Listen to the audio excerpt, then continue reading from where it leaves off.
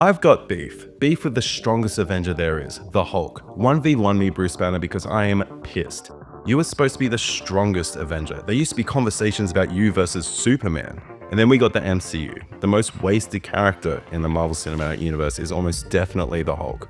Don't worry, this video isn't just me complaining. We will get to a fix for this issue.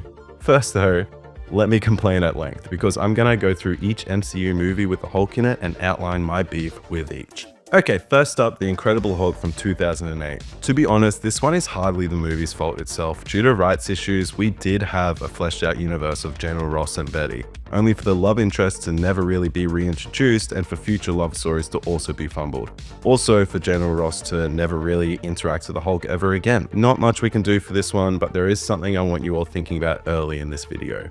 Why is the Hulk angry? Like, actually, can anyone tell me why this Hulk specifically is so angry when compared to any other superhero in this universe? We will revisit this thought, but for now, let's move on to the next appearance by our Jade Giant, the 2012 Avengers movie. You'll start to notice a pattern here. My criticisms of these early appearances aren't actually that harsh. This is a story of a character being fumbled over time, but the red flags are definitely there. For a first appearance with the Avengers, it's sort of granted that the villain will use the Hulk against the rest of the team. The Hulk isn't really known for being the best team player, and for an early movie, this is absolutely fine. I will highlight this example of absolute Hulk cinema though. The cell was just in case you needed to kill me, but you can't. I know, I tried. I got low. I didn't see an end, so I put a bullet in my mouth and the other guy spit it out. This is arguably the most emotion we have from Mark Ruffalo's Hulk, and it's in his first appearance. Otherwise, yeah, this is a solid Hulk performance. Now, the fumbling begins. Behold, Icarus's wax wings have begun to melt.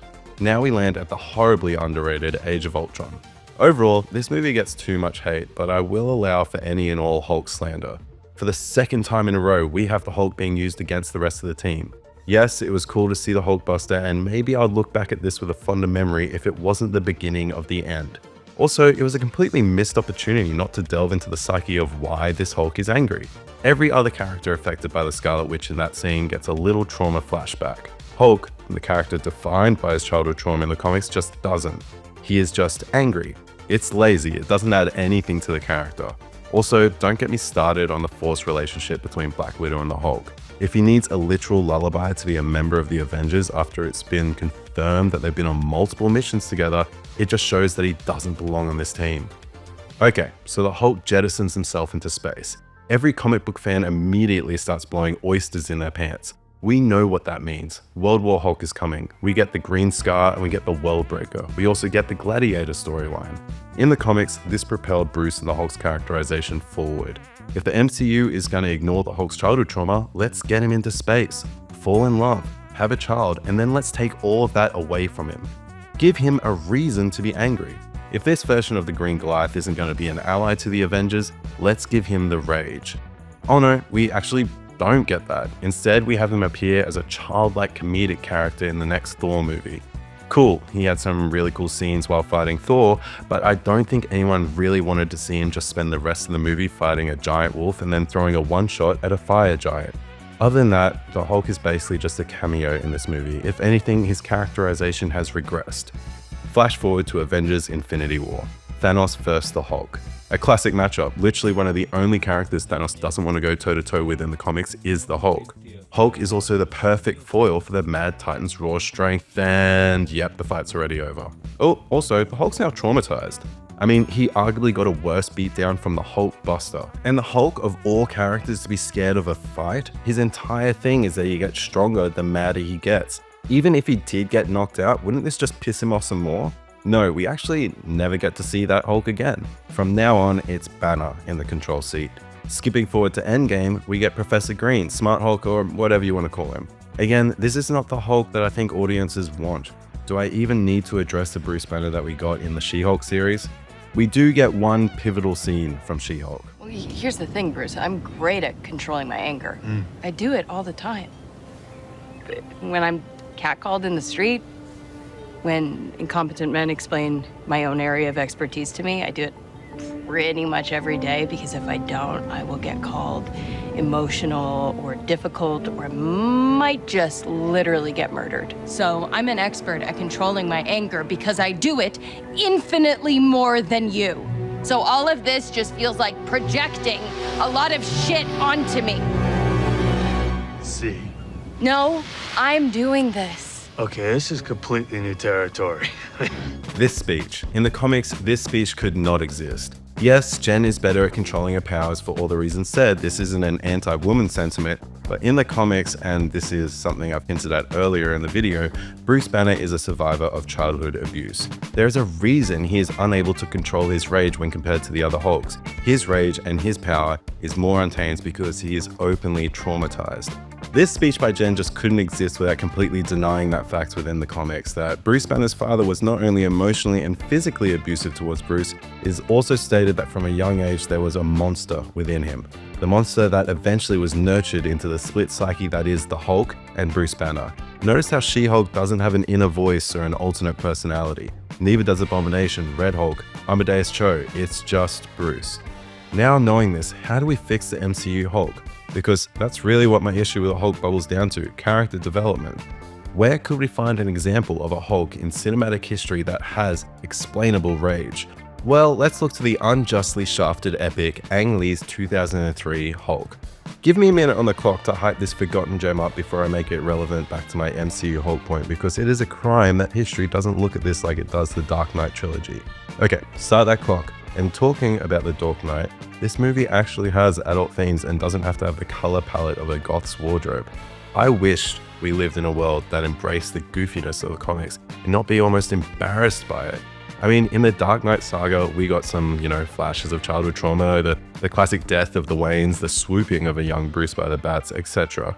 You know what we get in Ang Lee's Hulk? Flashbacks to a nuke going off, to a screaming mother, to an angry child, and then a father murdering a mother in front of said child. That's in the same movie that aesthetically tries to transition half the shots like you're turning a comic book page. Goofy, it's goofy, and that's what comics are. Goofy, traumatic events. And we could have skipped the realistic tone that was in the Dark Knight series, early MCU like the Iron Man series, and the horrible Fantastic movie if we just embraced this tone set by this groundbreaking movie. Okay, was that a minute? Did I go into overtime? Okay, let's bring it back to how this Hulk would be a better fit for the MCU series. Because, yeah, let's begin with the MCU Hulk's anger issues. He is angry because of his transformation, because of the physical effects of gamma radiation. The issue now is that we have other characters affected by that same gamma. We have the Red Hulk, Hulk's son Scar, and also She-Hulk. Red Hulk does seem to have some of the same anger issues, but we still get more of an explanation there because General Ross has heart issues and high blood pressure. Now let's look back to Ang Lee's Hulk. If we had this Hulk, that scene within the helicarrier in the first Avengers movie where he, states he tried to self-unalive holds a lot more weight. Effectively, every scene with him hulking out is an extension of his trauma and becomes almost bittersweet. Also, look at the way Ang Lee's Hulk fights. He throws tantrums like a child, almost like it's an extension of his trauma and seeing his family abused and then taken from him as a kid. He has these repressed memories and these feelings within him until the Hulk brings it out. And this Hulk visually gets larger and more powerful the more angry he gets, a very popular trope that's from the comics. This isn't nearly clear enough within the MCU because does that Hulk actually even get stronger the madder he gets? This Hulk here with the Ang Lee's Hulk, it just makes more sense. Also, think about it like he's just doing a superpowered hissy fit. It's probably one of the most horrifying things for a villain to face. The closest we really got to this in the MCU was the Hulk slamming Loki into the ground, and that became iconic for a reason. It was also very early on in the MCU. This more clear backstory then follows through into Age of Ultron because now we have something for the Scarlet Witch to flash back Bruce to. We actually already have the perfect scene for Hulk's Vision Quest in the 2003 Hulk flick.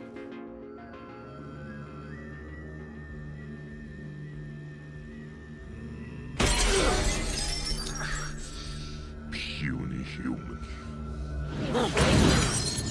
This imagery has been used time and time again in the comics, and it's an iconic representation of Bruce's feelings of inadequacy.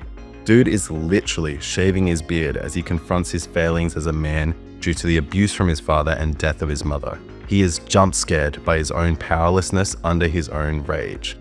We also have a more heartfelt, preventative measure of calming him down as the team can unite to care for him, rather than a forced love story and a nursery rhyme from Black Widow, which I will dunk on until the end of time. Now our characterization of Hulk actually has stakes. He can grow from this point because we actually understand him. How can a character have any character growth when you have no idea why the character is the way that they are? Also, it's harder for the character to be written incorrectly if there is a strong base. And there's another issue corrected. We can have the Hulk still grow from this point. Ever wonder why we had the same character for the first 2 Avengers movies and then all of a sudden he was a completely different character and was a literal man-child in Thor Ragnarok? And then we get one of the most uncharacteristic Hulk moments ever when he gets beaten by Thanos, and then finally we get Professor Hulk from then on. Doesn't this feel less like a straight character arc and more like a different character every 2 to 3 projects? The MCU just doesn't know what to do with the Hulk. I mean, the dude did literally nothing in the final battle of Endgame. Yes, he clicked his fingers and he blew up his arm, but is that all we wanted to see the Hulk doing in the final battle of a decade-long saga? He is the strongest Avenger. I want to see him get his get back after Thanos absolutely fisted him in the previous movie.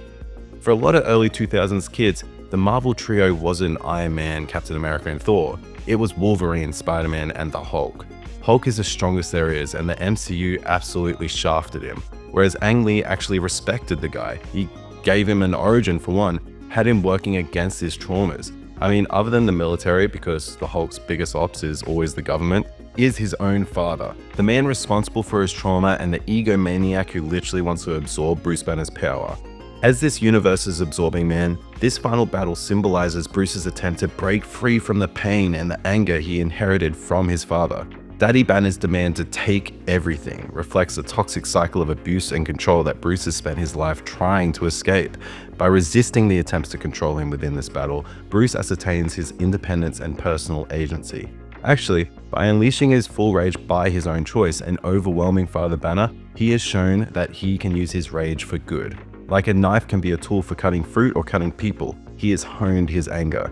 And this is just a great metaphor for testosterone, masculinity, and rage, but all that subject matter for a completely different video essay. It's just funny how we get all of that from one movie that came out 22 years ago. But in over 15 years of MCU Hulk movies, you barely have a fraction of action as motivated by character growth. I mean, in the 2008 Hulk movie, he fights Abomination and beats his brakes off because I guess he almost kills Betty, which shows he loves Betty, but then we never see Betty again. The fumbling of MCU Hulk has been there since the start. I feel like I've made some pretty good points. Depth of Bruce Banner's struggle, the way the Hulk's power manifests and how he fights, how we get more growth from Bruce in one movie versus 6 MCU movie appearances, and now I want to finish on a pretty petty point. Round Hulk looks better than lean Hulk. Okay, let me elaborate. MCU Hulk has realistic muscles and is anatomically correct. He is just basically a scaled up bodybuilder. Ang Lee's Hulk is a freak, an actual monster with exaggerated muscle groups. This is a beast that is representative of rage, not just a dude who got into juicing and painted himself a muted olive green. I want my big boy, and I want him freakish, not yoked in a way that sort of looks somewhat achievable for someone like Sam Sulek. I'll wrap up today's video with this. I'm not saying that we cut Mark Ruffalo out of the MCU and replace him with Eric Banner. I'm just saying that with a representation like that of the 2003 Hulk, or maybe even if the MCU was just a direct continuation of that story with different actors, we wouldn't have had the MCU Hulk be one of the most fumbled comic book characters in history.